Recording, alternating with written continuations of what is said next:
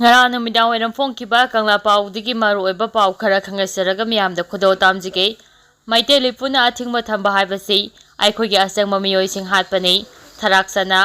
Women Association for Socio-Economic Development WASTEC ki president RK tharaksana na haikre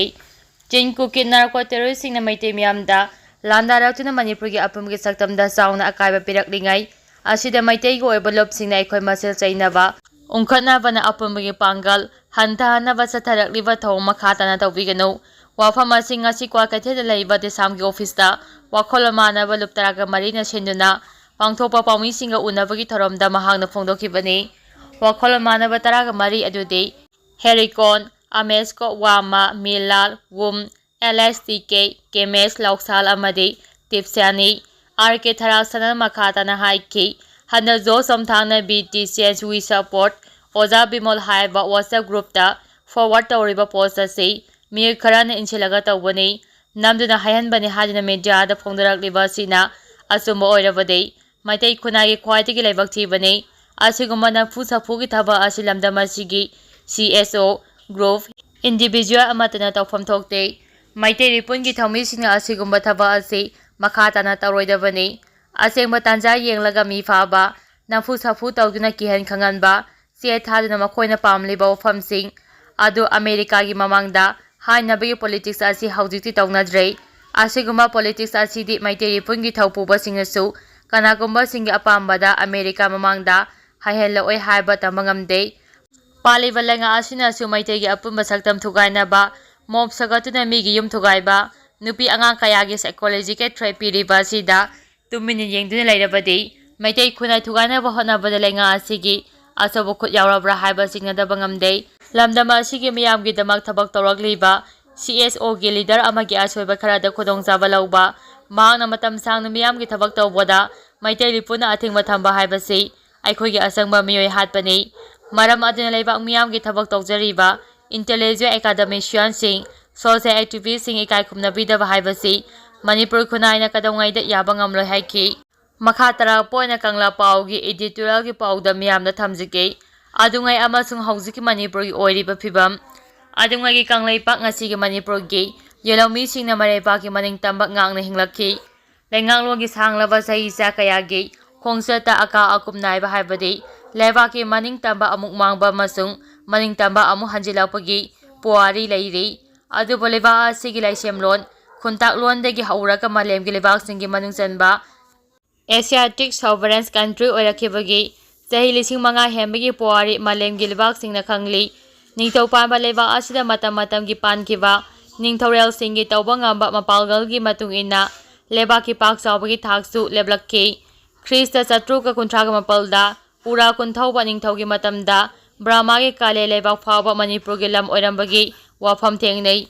Kyamba ningthaugi matam Krista lising amaga samriga nifuga taretagi Krista lising ama sangwaga sopna nipam phawbagi matamda Manipur gi lam masi kaboga maitei gi ngamkhai lepnabagi matamda maitai kina mongkhong nungaidagina nongpo mojari chingsang makharomdana takhel nongsupta kajar nongogram awanglomda tekhau asam amadi Chinaga tainaba phawba oirambagi record leiri British government gi political warol number 135 February Chris lising amaga chanipan kuntraga mangada Manipur gi awang ngamkhai kayak asi masa khaina uli kabo tampa punamak kajar gi ayamba lam lusai gi awang nongpok thangba saruk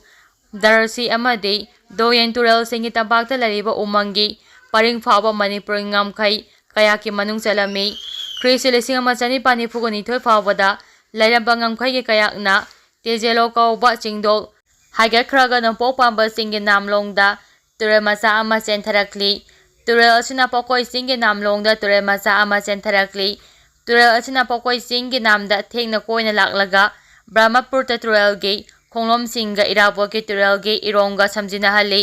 turel masa asina matama adugi lamkhai oi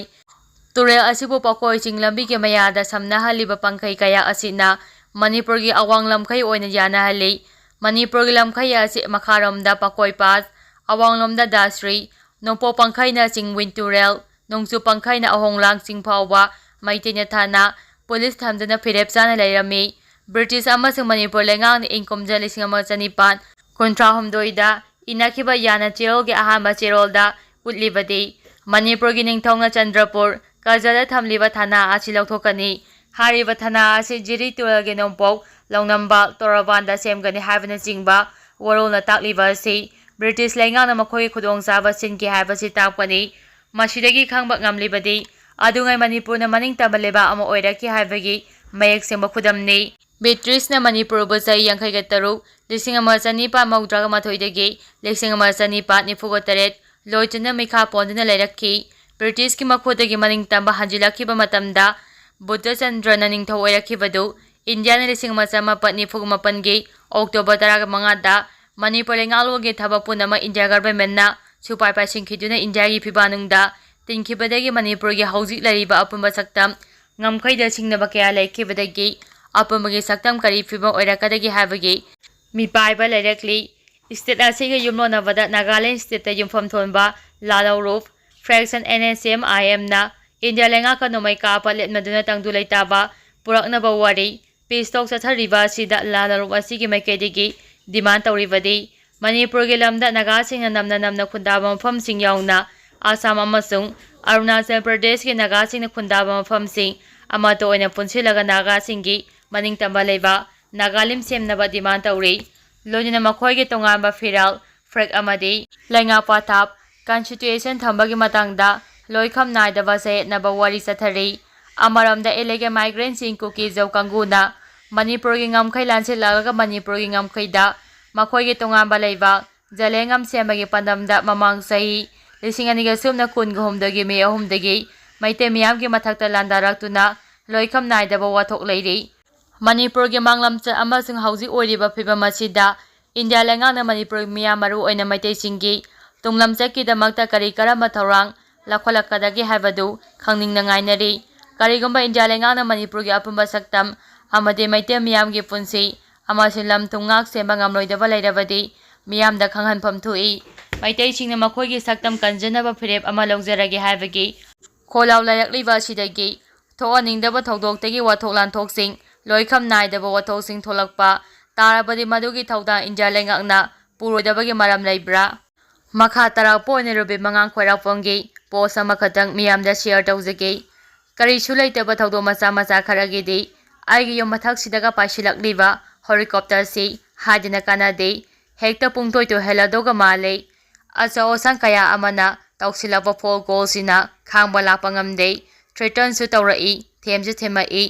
numi humni kuki na maite youth ani phajilaga thambabu tuminena chungdena laithokpa ngambasidi India sarkar na maite se mawa soklau lode haibase mayek pungseng senglei central force na kangebu hairadi pungkhai amagi operation ate makha tara poina Korounganba khumangi post ama khatang miyamda share tawjaramge hauji phawba angang ani rescue tawba ngamdraba central force na miyamgi punsi lanthum karamna kangadoribano